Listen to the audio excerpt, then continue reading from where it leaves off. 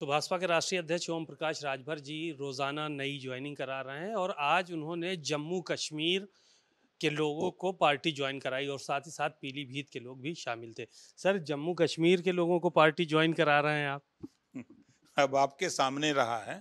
आपने देखा है कि लोग स्वतः चल करके पार्टी कार्यालय आ रहे हैं और पार्टी ज्वाइन कर रहे हैं, ये आपके सामने है।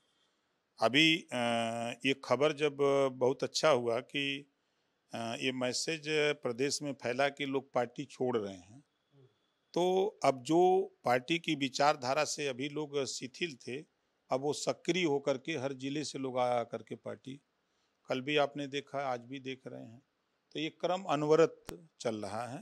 लोगों को विश्वास और भरोसा है। आपके सामने लोगों ने बताया ना कि भाई लोगों के काम हो रहे हैं। तो जो काम उनके क्या है, थाने की समस्या है, हमारे यहाँ फ़ोन करते हैं, हम फ़ोन कर देते हैं, उनकी बात सुन ली जाती है, उनका काम हो जाता है। तहसीलों पर है, तो हम लोग एसडीएम को, तहसीलदार तक को हम लोग फ़ोन कर देते हैं, लेखपाल को खुद हम फ़ोन कर देते हैं। तो उनके काम हो जाते हैं, इस नाते लोग संतुष्ट हैं। एक सवाल ये था कि अजय राय के बयान को लेकर बड़ा हंगामा मचा हुआ है। पाकिस्तान में उनका बयान दिखाया जा रहा है। राफेल का उन्होंने मॉडल लिया, उसमें नींबू मिर्चा लटका के और कहा आखिर ये कब नींबू मिर्चा इससे हटेगा। तो इसको पाकिस्तान के लोग भी जो है वो मीडिया वहाँ पे प्रचारित कर रही है। इसके अलावा भारतीय जनता पार्टी बड़ा विरोध कर रही है कि राफेल का अपमान कर दिया और साथ ही साथ सेना का अपमान कर दिया उन्होंने।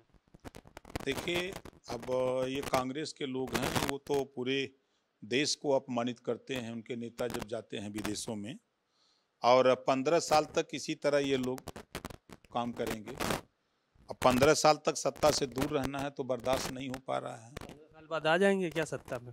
अब 15 साल तक तो नहीं उम्मीद है, 15 साल के बाद अब क्या होगा वो समय बताएगा। लेकिन फिलहाल अभी तो नज़र नहीं आ रहा है, क्योंकि ये लोग इन लोगों के जो समय थे सत्ता के, 60 साल तक शासन किए और 60 साल में अपराधियों को जहाज़ से उनके देश में ले जाके पहुँचाते थे। ये वो लोग हैं जो आज नकली और राफेल लेकर के और नींबू और लेके घूम रहे हैं।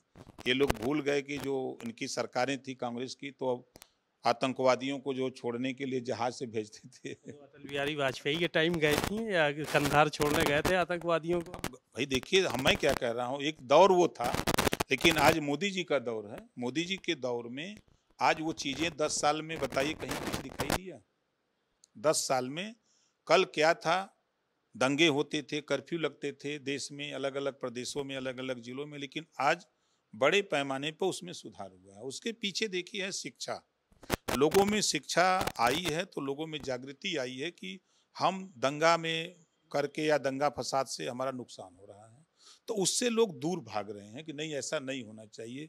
दंगे से ये नहीं है कि कोई एक जाति धर्म के लोग प्रभावित होते हैं, सभी लोग प्रभावित होते हैं। इस नाते लोग अब दूरी बना रहे हैं। कोई मामला होता तो लोग उसको शांत करने का प्रयास करते हैं। एक सवाल ये था कि मुख्यमंत्री योगी आदित्यनाथ ने कल बैठक ली और एक निर्देश दिया है कि जो गरीब लोग हैं उनको गौवंश, दुधारू गौवंश उपलब्ध कराया जाए और साथ ही साथ जो गाय का गोबर है उससे बनने वाले पेंट से सरकारी जो बिल्डिंगें हैं उनकी पुताई कराई है। देखिए, अच्छी पहल है भाई। किसान को या गरीब को, जो कमजोर है, उसको कोई साधन नहीं है, तो अगर उस व्यक्ति को एक गाय उपलब्ध हो जाए और तो वो उसी के सहारे अपनी जीविका भी चला लेगा और उसका भरण पोषण भी करेगा और उसके जो गाय के गोबर है, उससे पेंट भी बनते हैं और चीजें हैं जो खाद बनते हैं, तो उससे भी उस व्यक्ति का ही लाभ होगा।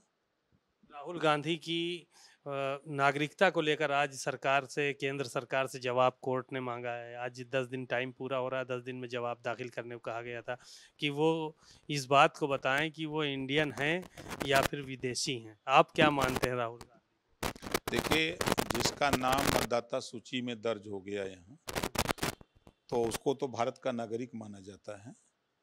अब कोर्ट का मामला है, कोर्ट ने जो जो अपील की गई होगी, कोर्ट जो फैसला देगा, वो अदालत के फैसले को सब लोग मानेंगे।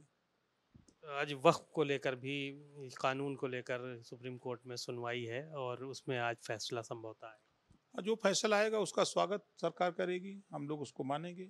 क्योंकि न्यायालय सर्वोपरि है।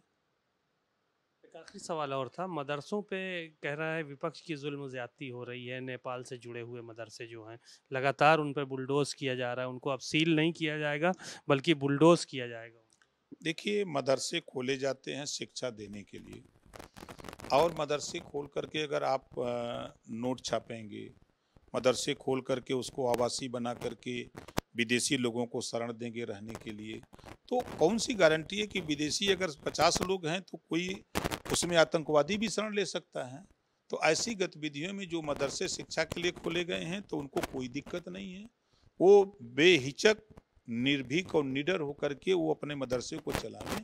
जो मदरसे खो के नाम पर मदरसे खोल करके वो विदेशी लोगों को संरक्षण देते हैं, वहाँ रहने की व्यवस्था देते हैं, नोटबंदी क्या, नोट छापने का कारोबार करते हैं, ऐसे लोगों के खिलाफ तो कार्रवाई होगी। शुक्रिया बहुत बहुत। आपने ओम प्रकाश राजभर जी को सुना, कहा मदरसे शिक्षा के लिए हैं, जो शिक्षा दे रहे हैं वो निर्भीक होकर अपने मदरसे चलाएं और जो गलत कामों में लिप्त हैं उस पर कार्रवाई होगी। कैमरामैन मेहदी हसन के साथ सीमा अब नकवी, भारत समाचार।